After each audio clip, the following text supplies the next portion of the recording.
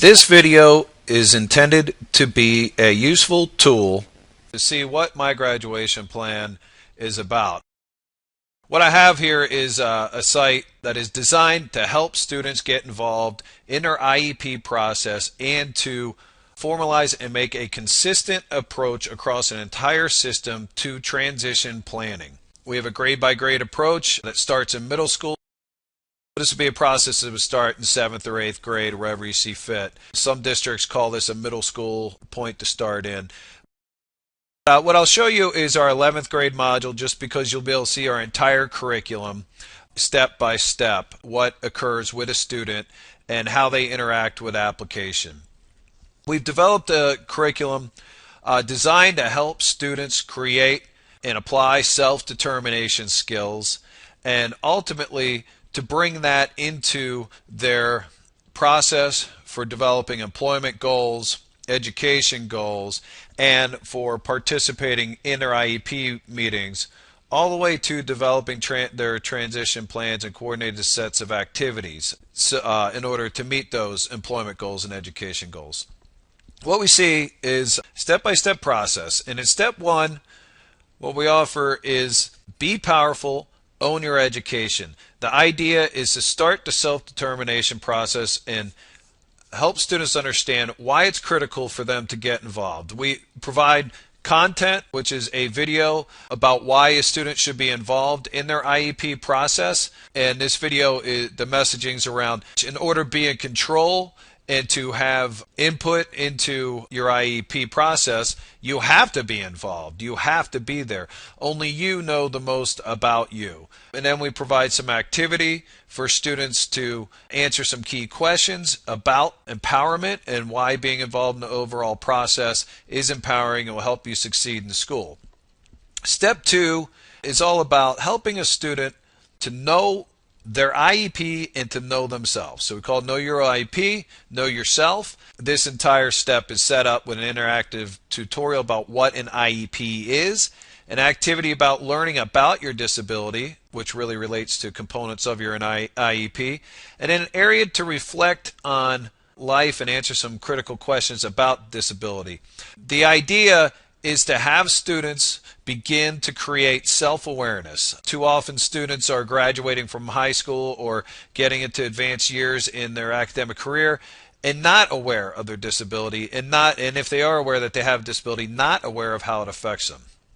Step 3 is set up to help students then begin to discover their strengths and their needs. Again, we provide video content on how to find your strengths and what strengths are, and that everybody has strengths, and sometimes you have to dig a little deeper. They may not come right out as academic strengths. They may manifest themselves in other ways. That is then supported by some activity to help them articulate some of their strengths. And these kind of questions are questions that help you create a present levels content for an IEP. So we ask students things like, let's think about your math classes and your English classes, and we ask them, for example, questions like, when it comes to math, is there anything that your teacher or parent does that helps you do better? Is there anything that could help you with math that isn't happening now but should? So we're starting to glean from students an approach for them to participate in telling us what might be some good accommodations, what are accommodations that work for you now that don't work for you, what things you're good at. We go into the social emotional realms as well. But then we get into step 4, which really starts to become part of transition planning. And we offer an activity around exploring jobs and careers. Some school districts own products such as Career Cruising or Cooter or Bridges or other career exploration tools. We can link to these tools so they can be used, along with providing our own resources for exploring jobs and careers. Resources we provide are video content, some multimedia about how to choose a right career. We also provide interest inventories that really are online activities like this iSeek skills assessment. But the idea is to come up with a consistent process to help students derive career interests and to give them a uniform way, school to school, to look at careers. We offer links to ways to look at careers by cluster, links that are helpful for students to look into the 16 different clusters and the careers associated with them. In this case, we have got some Career One-Stop videos. We've aligned some particular content for Texas, Dallas ISD version. We link to military and the different branches of the military and an ASVAB test.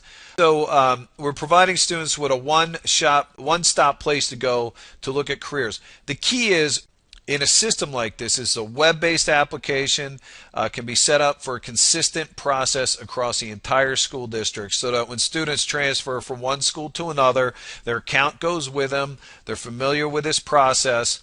In this employment goal step, once we go beyond exploration of jobs and careers, we help students articulate employment goals. Okay, so this critical piece of transition planning, we provide scaffolding that helps the student understand how a transition goal is stated. In fact, in this 11th grade module, we actually have a student state a measurable post-secondary goal as relates to employment. We give them an example, then we give them a place where they can write their employment goal.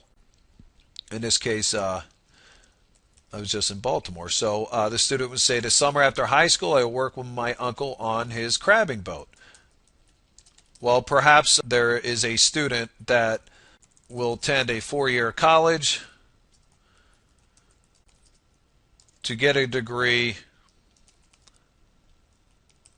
to become a teacher or a teacher's assistant or an x-ray technician or something like that. So this is where a student would articulate employment goals. The key here is not only are students get involved in articulating their own goals, as best practice would suggest they should do, we also provide for case managers and those folks responsible for the process this function here where you click on a report, and based on their username and access permissions, they see their entire caseload down the left side here, and down the middle they will see everyone in their caseload who has responded with an employment goal. This can be viewed and printed, or you can drill down to one particular student and see their information. So this is an oversight management function, and when large urban school districts or large districts period are trying to oversee a process for indicator 13 monitoring and to help really standardize and become consistent in a process, these oversight functions are critical. Beyond employment goal, we help students who need to state independent living goal do that as well. One key thing you'll see in each step is a teacher's guide, and we provide information here which is really supports to teachers on how to help students explore careers, how to help students with employment goal statements, and how to oversee the process. So these are great supports to your staff. Step 5 is helping students to derive an education goal statement related to their employment goal. So we provide links to information that would help a student understand, will they need a 4-year college or a certificate program at a community college or some sort of apprenticeship, internship. So we provide some resources for students to get deeper into understanding that, like a link to the Occupational Outlook Handbook. The key is up front for the district to decide what resources do you want to use at each, across your system, and make them available to students and put the oversight functions in to allow your staff to oversee it. Once we help students research education needed, again, we help them, just like with an employment goal statement, to write a good, measurable post-secondary goal as relates to education and training.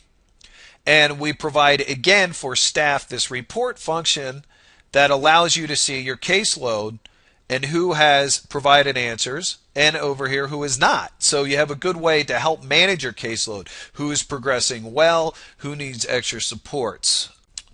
So step 5 was designed to help the student create their education goal.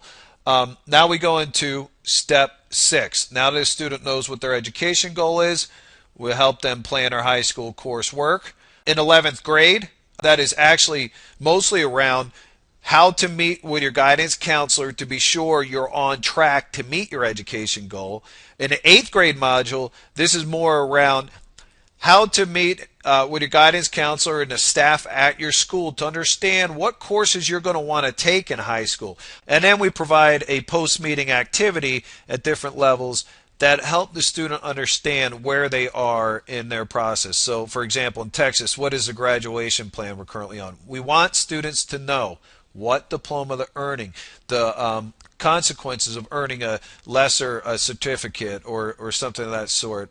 And then we want them to know how their course is related to their goals, etc. Essentially, we're providing a process to ensure that students are involved in creating a coordinated set of activities toward their transition goals.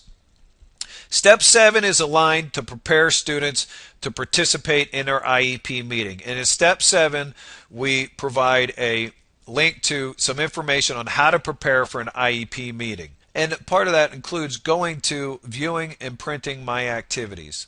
I can see all the information that's been submitted. I can select those documents to be printed out.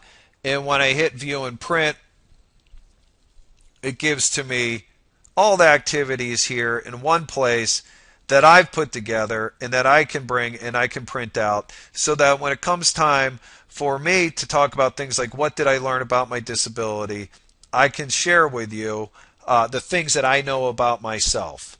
So this is a great way for a student to feel comfortable at a meeting or to represent themselves at an IEP meeting. Or if they choose to not attend the IEP meeting, this data can then be brought to the IEP meeting for the professionals to see and gain input from a student. Step 8, this is 11th grade module, we set up graduation preparation materials that are helpful to the student, which are related to an activity on how to prepare for graduation. What do you have to do if you're going to a 2-year or 4-year college or a trade school? So we provide links to how to select the right college, accommodations on college testing, scholarships and grants and NCAA information, SAT and ACT information, accommodations, links to FAFSA, how to get money, and then in this case, again, it's a Texas version, we talked to them about how to hook up with vocational rehab agencies. So we're really providing for students everything that they need in one place to assist them in a process